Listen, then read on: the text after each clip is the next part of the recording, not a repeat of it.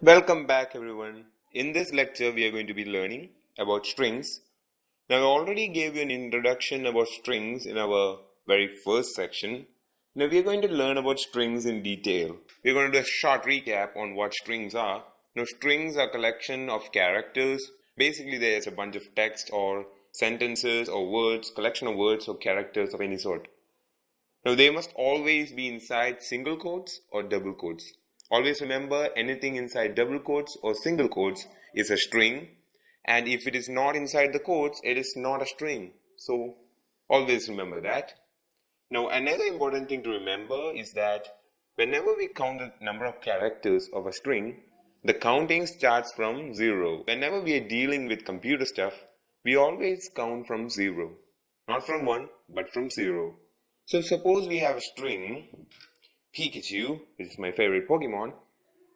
The counting always starts from 0. Whatever string it is, the counting is going to start from 0.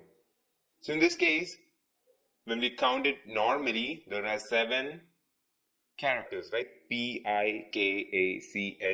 7. But in programming languages, whenever we are dealing with the computer, we are counting from 0. So 0, 1, 2, 3, 4, 5, 6 means there are just 6 characters and we are counting from 0. So remember, in strings, when we count the number of characters, we are counting from 0. Alright? That means the 0th letter of our string is P. The first letter is I, the second letter is K. You get the point, right? Alright. Now, there are ways in which we can use that inside our program. So I'll show you that. Okay, so we have opened up our Python here. Very cool. Now A equal to Pikachu. Alright, very cool.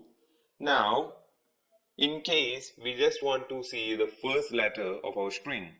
So to do that, all we have to do is print A. Then we use the square brackets.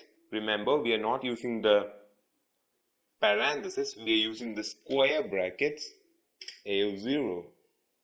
Now I already told you which is the 0th character in the string. Yes, P. So now let's run this and check if it is working. Yes, in the output screen we get P.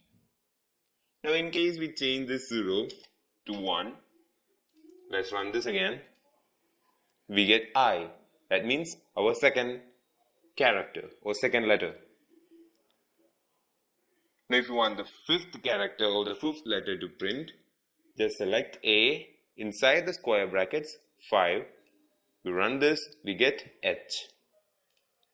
So we can access individual letters of a string by using the string name, the string variable name, square brackets, the number of the character you want to print. In this case 5, and we get H. Very cool. Remember, the counting starts from 0. That is very important. Remember that always. That is the basics of string. Now in our coming lectures, we are going to deal more about string. I'll see you there. Thank you for watching and have a great day.